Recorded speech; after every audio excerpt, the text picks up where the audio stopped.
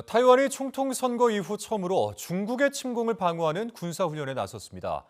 중국은 맞불 무력 시위를 벌이는 동시에 민간 항로를 일방적으로 바꾸며 중간선 무력화를 시도했습니다. 베이징에서 강정희 특파원입니다. 붉은 깃발을 든 모이 적군이 군사시설을 점령하자 타이완 지상군의 탈환 작전이 시작됩니다. 바다에선 미사일 호위함이 출동하고 하늘엔 E2 조기 경보기와 P3 대잠 초계기가 뜹니다. 타이완 총통 선거 이후 처음으로 육해공 전력을 총동원한 침공 방어 훈련이 펼쳐졌습니다. 破坏台海区域稳定的一个现状，所以我们认为北京应该立即停止这种破坏性的举动。 퇴임을 앞둔 차이잉원 총통도 최전방인 펑후제도 군부대를 시찰했습니다. 今年度的国防预算达到历史新高的6007亿。 타이완을 담당하는 중국 동부전군은 대한미사일 실탄 훈련을 공개하며 맞불 무력 시위를 벌였습니다.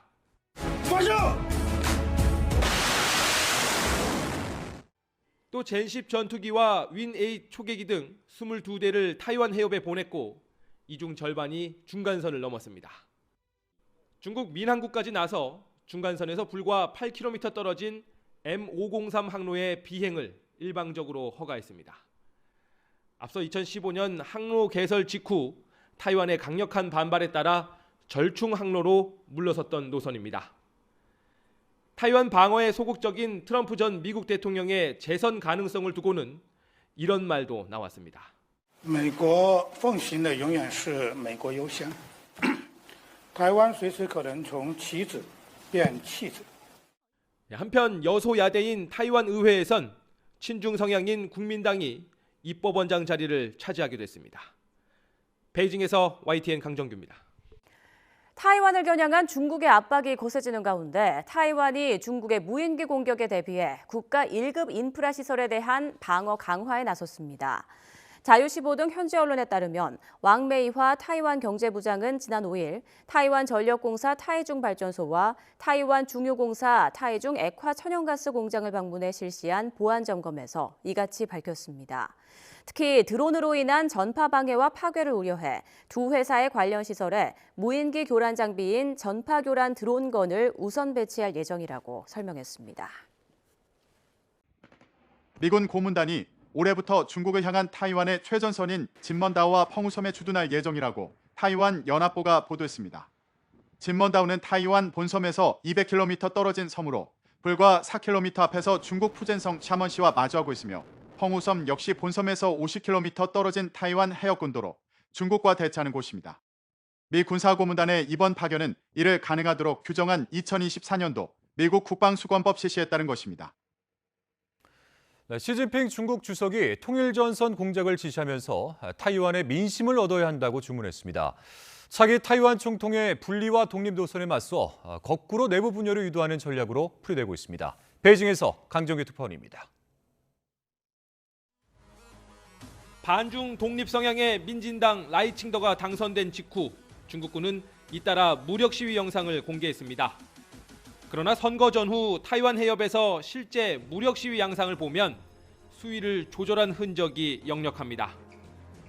지난해 4월 2차 타이완 포위 때 하루에만 군용기 91대가 떴던 것에 비하면 일상적 수준이었습니다.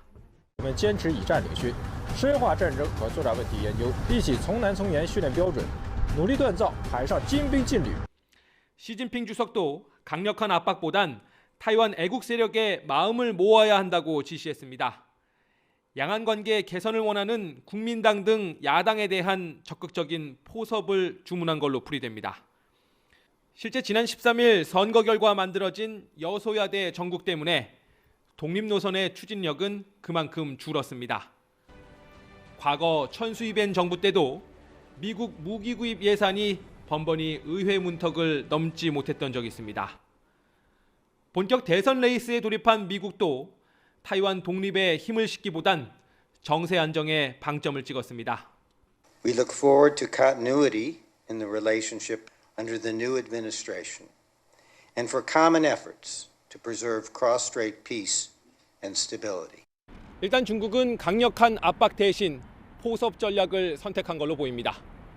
입지가 좁아진 차기 타이완 총통의 분리 독립 노선을 주류 여론에서 도려내겠다는 의도입니다. 베이징에서 YTN 강정규입니다. 미, 중 두 나라의 외교 책사격인 제이크 설리번 미 백악관 국가안보보좌관과 왕이 중국 공산당 중앙정치국 위원이 태국 방콕에서 회동해 북한과 타이완 문제 등을 논의했습니다. 설리번은 타이완 해협의 평화와 안정 유지의 중요성을 강조했다고 백악관은 전했고, 왕이는 미국의 중국의 평화 통일을 지지해야 한다고 말했습니다. 양측은 또 중러 군사 협력, 북한의 도발과 김정은 국무위원장의 고강도 대남 강경 입장 표명 등에 대해 평가하고 대응 방안을 논의했을 걸로 추정됩니다. 설리번과 왕이는 지난해 5월과 9월 각각 오스트리아 빈과 몰타에서 비공개 회동을 하는 등 미중 관계의 고비 때 만나 돌파구를 모색하는 해결사 역할을 해왔습니다. 중국이 타이완을 침공할 경우 상륙작전에 10만 명의 병력을 투입할 것이라는 전망이 나왔습니다. 타이완 싱크탱크 국방안전연구원은 지난 3일에 낸 보고서에서 이같이 분석했다고 자유시보와 중국시보 등 타이완 언론이 보도했습니다.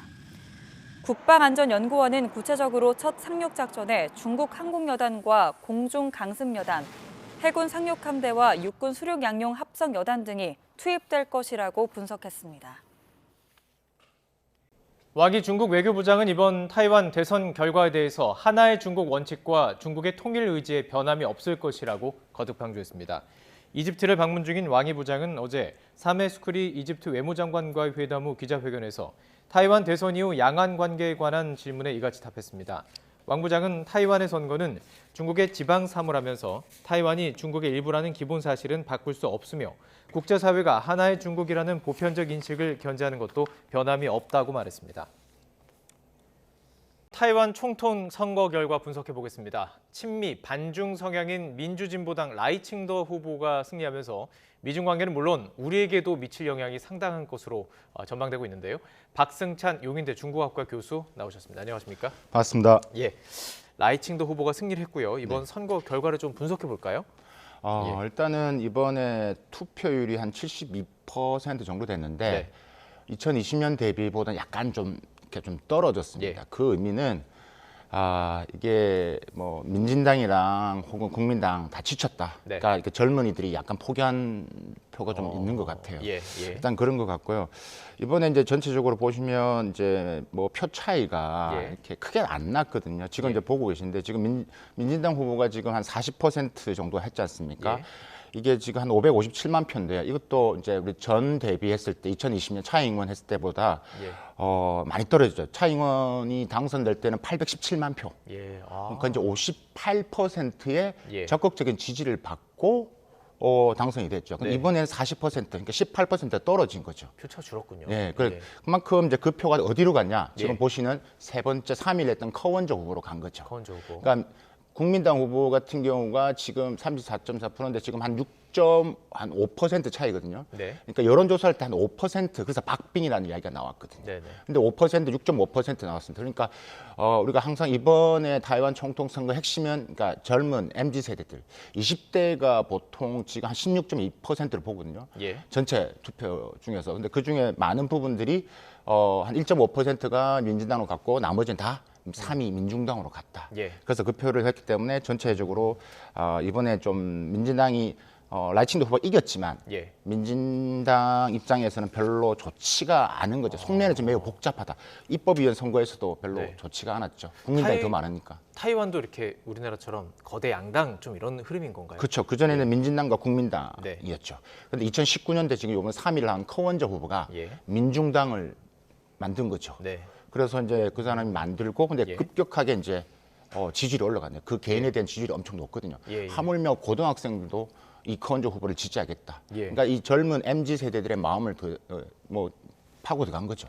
그러니까 우리는 왜 이렇게 살아야 되느냐? 우리는 친미 반중이 아니라 우리 타이완의 경제를 위해서 그러니까 어디와도 같이 협력을 할 수 있는 것이다. 우리가 왜 꼭 탈중국만 해야 되냐? 중국과도 교류도 할 수 있는 거다라는 그런 중도 성향이다 보니까 지금 가장 경제적으로 힘든 MZ 세대들이 지지를 많이 얻게 되는 거죠. 실용적인 느낌이군요. 그래서 이번에 여소야대죠. 국민당이 113석 중에 국민당이 52석 가져갔고 훨씬 더 많죠. 예. 민진당보다. 그다음에 민진당이 51석, 그다음 민중당이 예. 지난번 대비 3석이 더 늘어나서 8석이 됐습니다. 그러니까 이게 기존에 있었던 흐름과는 좀 다른 모습들이 많이 지금 보여진 겁니다. 네. 말씀하신 것처럼 거대 양당 구조에서 이제 민중당이 나서면서 후보 자체도 26%를 가져간 것도 큰데 지금 말씀하신 것처럼 의석수도 8석을 가져가면서 어떻게 보면 이제 캐스팅 보트가 되는 것인데요. 맞습니다. 이게 보통 지금까지는 이게 그 총통 선거가 4년 중임, 그래서 보통 8년이 가고 8년쯤 바뀌는 흐름이었다는데 맞습니다. 지금 이번엔 아니었다면서요? 그렇죠. 예. 처음 기록을 깬 거죠. 예. 그러니까 지금 세 번 이어서 지금 민진당이 지금 하게 된 거죠. 예. 그러니까 이런 부분에서 이제 지난 8년은 여러 가지 이제 우리가 홍콩 이슈가 있었고 뭐 노란 시위도 있었고 홍콩 민주화 운동도 네. 있었기 때문에 표가 완전히 민진당으로 몰리는 예. 그러니까 좀 경향이 강했다. 반중으로. 예, 그렇죠. 반중으로. 근데 이번에는 약간 좀 방향은 좀 달랐거든요. 그냥 아까 입법위원 지금 국회의원 해당되는 네. 부분에서는 국민당이 훨씬 더 많죠. 예. 그만큼 지금의 분위기가 지금 큰 이슈가 없었기 때문에 예. 그러니까 탈중국에 대한 것도 있었지만 일단 대만 내에 여러 네. 가지 여론 자체가 좀 이제 너무 이제는 지겹다. 예. 민진당도 지겹고 국민당도 지겹고 예. 그러니까 일단 우리의 삶을 하는 중도 성향이 커원적으로 올라가면서 예. 지금 보시는 이런 여소야대. 그래서 예. 앞으로가 지금 이제 그러니까 우리가 12년째 이제 하게 되는데 네. 이제 세 번째 하게 되는데 이게 과거와는 다른 또 방향성이 될 것 같습니다. 이제 예. 예전에는 민진당이 전부 다 과반을 넘었거든요. 근데 네네. 지금 국민당이 넘고 여소야대 처음으로. 여소야대 예. 전국이다.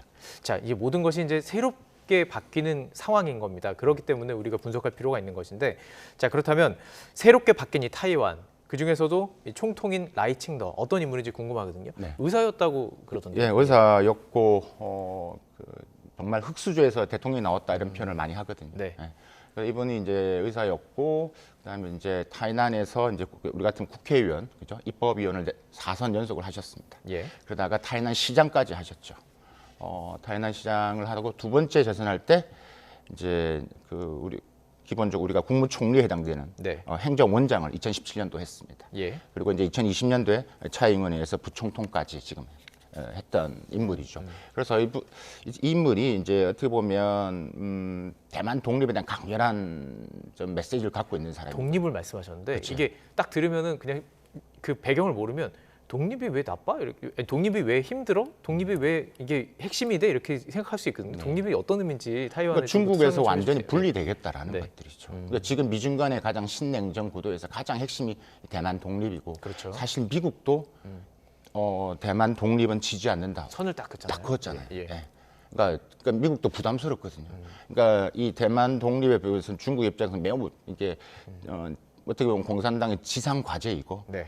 시진핑 3년임의 예. 하나의 큰 명분이기 때문에 그러니까 큰인데 이런 부분에서 지금 이 라이칭더는 대만 독립을 이제 가장 요구를 하는 쪽이고 지금 중국 쪽 입장에서도 사실 라이칭더에 대한 게 매우 부담이 큽니다. 예. 가장 어떻게 부담이 크고 특히 이 부총통이 된 이 예. 샤오미첸이라는 이 부총통 같은 경우가 이제 뭐 아버지는 대만 사람이죠, 엄마는 미국 사람이었어요. 예. 예. 예.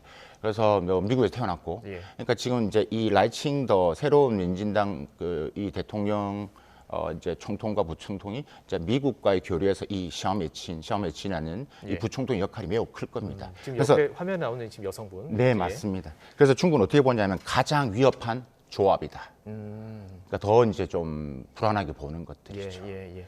친미 독립 이제 이 부분이 이제 핵심인 건데 지금 어쨌든 라이칭더 자체는 독립에 대해서는 조금 요즘에 좀 거리를 두는 발언들이 나왔다고는 알고 있는데요. 그렇죠. 예. 그러니까 이제 지금은 왜냐하면 독립을 외치는 게 결코 여론에 좋지 않다고 보니까 예. 일단은 선거 유사할 때는 그렇게 가야 되겠죠. 국민당이 지금 그렇게 나오기 때문에. 예. 그러니까 지금 민진당 입장에서는 민주주의냐 아니면 독재냐 예. 이걸 캐치프레이즈였고 예.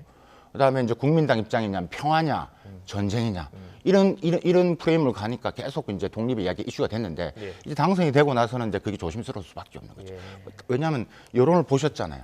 지금 40%밖에 안 됩니다. 예. 그러니까 지난 대선보다 훨씬 떨어졌다는 거. 그러니까 여론이 이 아젠다에 좀 지쳐 있다라는 것을 느끼고 있는 것들이죠. 예. 자, 이렇게 지금 타이완 자체에 대해서 배경을 좀 이해를 하고 앞으로 이제 국제 관계 좀 여쭤볼 텐데 좀 더 깊이 좀 들어가 보면 지금 말씀하신 것처럼 이제 라이칭더가 반중 친미 성향의 어떤 정책을 강화를 한다면 사실 입법 과정에서도 그것이 뒷받침이 되어야 할 텐데 지금 입법 과정을 보면은 조금 전에 보여드렸던 그 그래픽에서도 볼 수 있지만 지금 중간이죠. 민중당이 8석이에요. 네. 그렇다면 민중당의 성향은 어떤 것이고 이 8개, 이 6석에 따라서 이제 입법 과정이 왔다 갔다 할 것 같은데 맞습니다. 민중당은 어떤 성향이에요? 그 이제 민중당은 말씀드렸다시피 이柯원조 후보가 2019년도에 만든 당입니다. 예.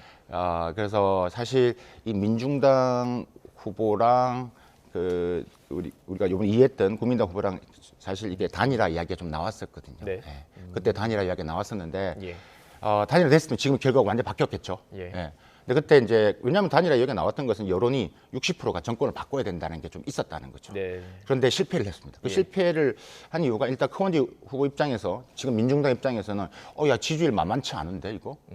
근데 만약에 내가 올라가는데 내가 안 되더라도 이걸 올려서 입법위원들 더 많이 넣을 수 있다라는 생각이 포기를 할 수가 없었던 거죠. 네. 자, 그래서 이번에 끝까지 갔습니다. 예. 그러니까 이번에 캐스팅 보토로 해서 민중당이 이제 8살 했기 때문에 민중당의 전반적인 방향은 아까 말한 중도 성향입니다. 그러니까 지금의 좀 쉽게 우리 시청자분들 이야기한다면 정말 친미를 하느냐, 혹은 친미 반중의 민진당이냐, 혹은 또 중국과의 관계를 완전히 조금 끊지가 않고 좀 교리를 하느냐, 이런 국민당 부분에서 약간 중도 성향이죠.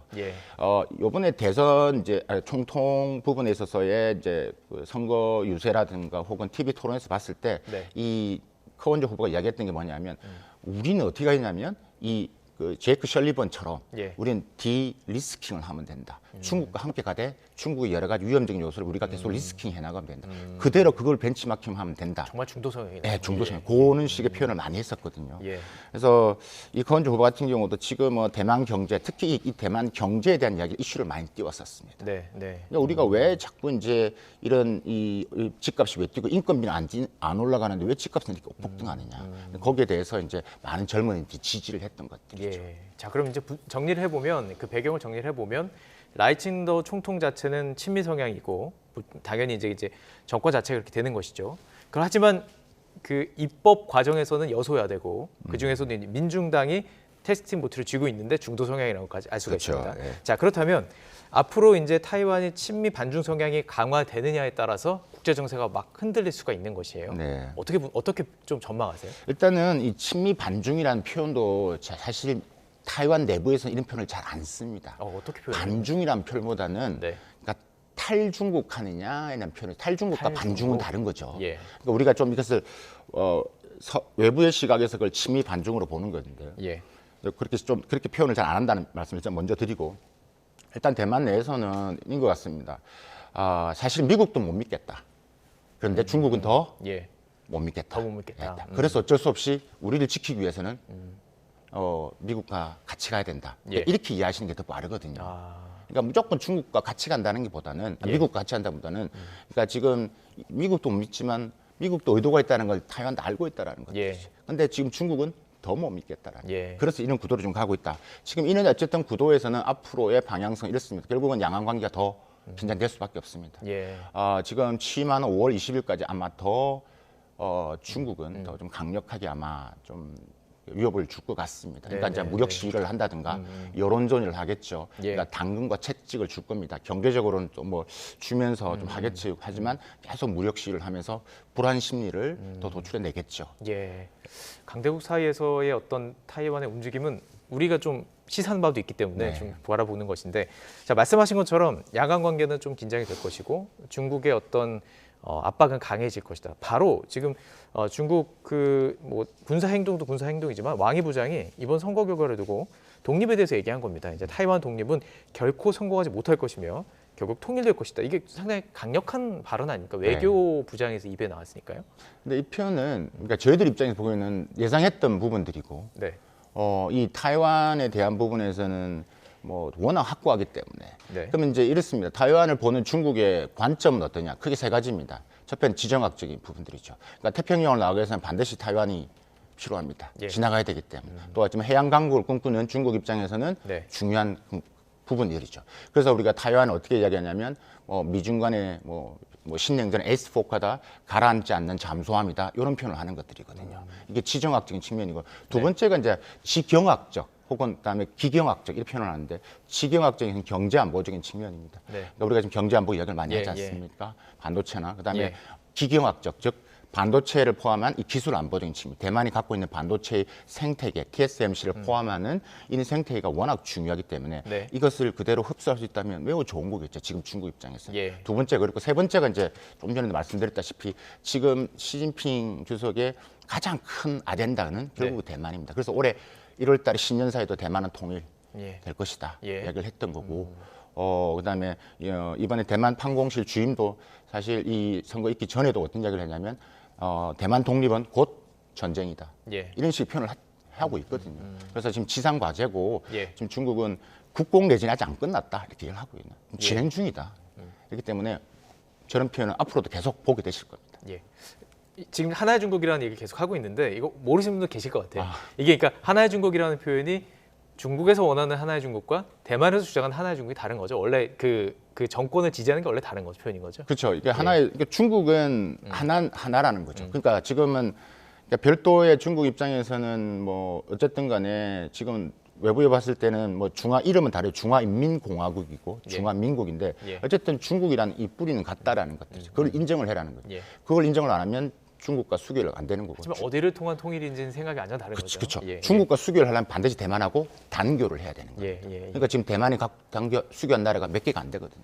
알겠습니다. 혹시 모르실까 봐 좀 설명 좀 드렸고요. 자, 그렇다면 미국의 움직임도 상당히 흥미로운데 미국이 선거 결과 일단 환영 입장을 밝히고요. 비공식적이긴 합니다.